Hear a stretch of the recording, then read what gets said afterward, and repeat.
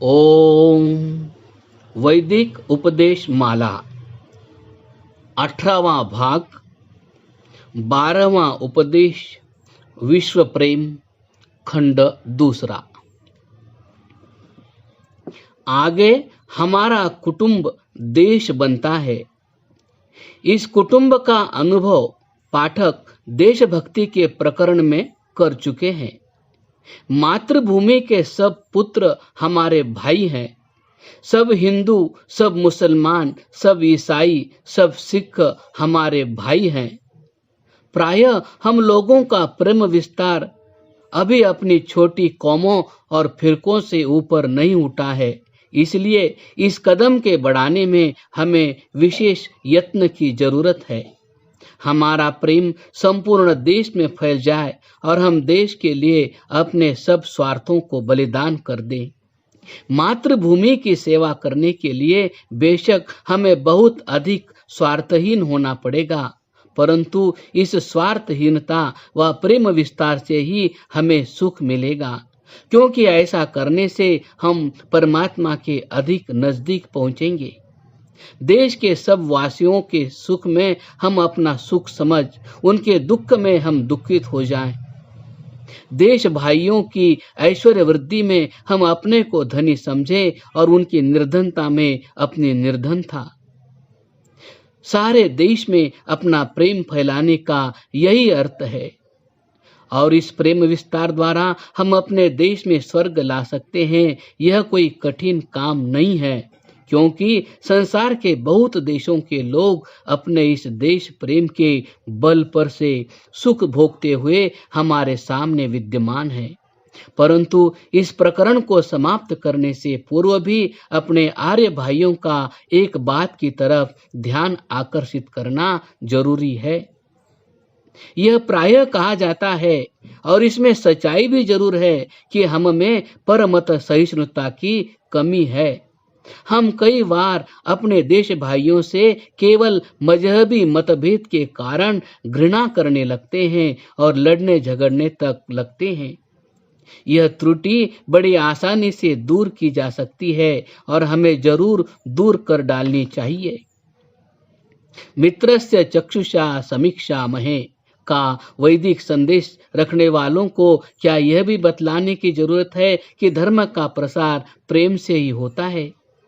अस्तु, हम देश के सब भाइयों को अपनी मातृभूमि के लिए प्रेम संबंध कर मिल जाना चाहिए, और इसलिए अपना सब कुछ बलि चढ़ा देना चाहिए, तथा अधिक बलि की जरूरत हो तो उसे चढ़ाने के लिए भी तैयार रहना चाहिए। अगला कदम है सार्वभौम प्रेम। संसार के सब मनुष्यों से प्रेम, मनुष्य जाति से प्रेम। हमारी देशभक्ति दूसरे देशों से द्वेष के लिए नहीं।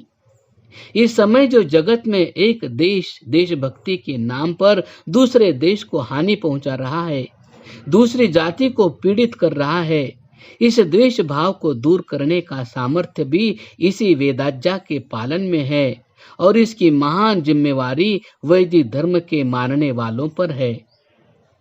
हमारा देश प्रेम जगत प्रेम के विरुद्ध न होवे, यह हमें ध्यान रखना चाहिए।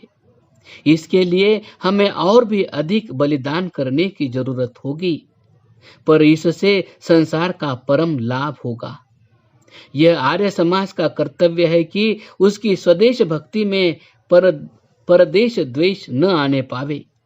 अंग्रेज, फ्रेंच या जापानी भी हमारे भाई है। वे मनुष्य जाति में होने से हमारे भाई है। जगन माता के पुत्र होने की हैसियत से हमारे भाई है। तभी हम वैदिक धर्म को सार्वभौम कह सकेंगे और कुछ महत्व के साथ यह प्रार्थना कर सकेंगे कि मित्रस्य चक्षुषा सर्वाणि भूतानि समीक्षे। परंतु मनुष्य मात्र तक पहुंचकर भी कोई प्रेम विस्तार की अवधि नहीं हो जाती।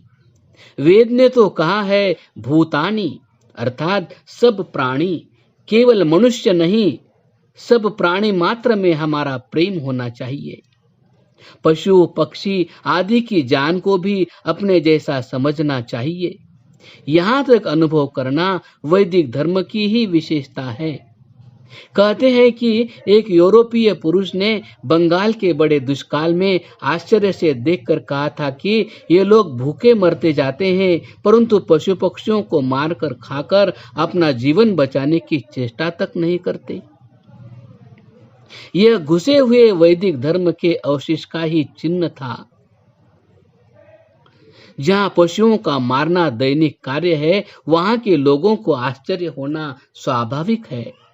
परंतु वेद में तो सब जगह द्विपाद चतुष्पाद के भले की इकट्ठी प्रार्थनाएं होती है।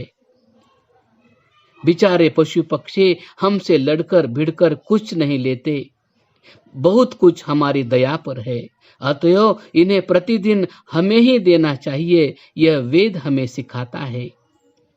गोरक्षा के धर्म होने में यही रहस्य है।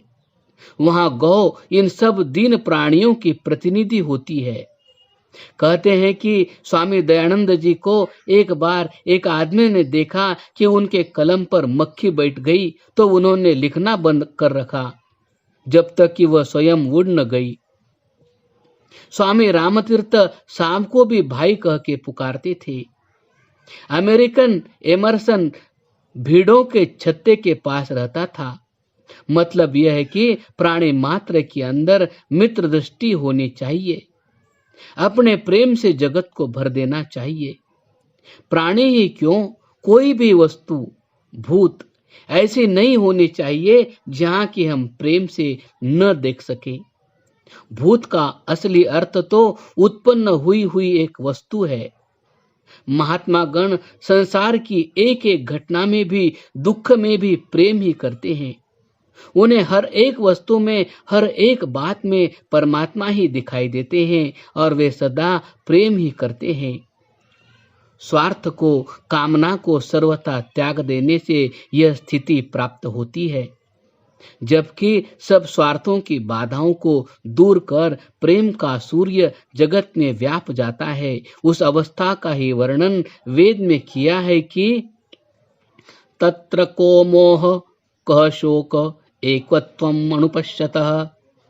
आशा है हम भी स्वार्थ को नष्ट करते हुए जहां तक पहुंच चुके हैं, उसके आगे प्रेम को विकसित करने का यत्न करेंगे और इस आदर्श को कभी नहीं भूलेंगे कि मित्रस्य चक्षुषा समीक्षामहे इति ओम शम। वैदिक उपदेश माला इस पुस्तक का पारायण समाप्त हुआ।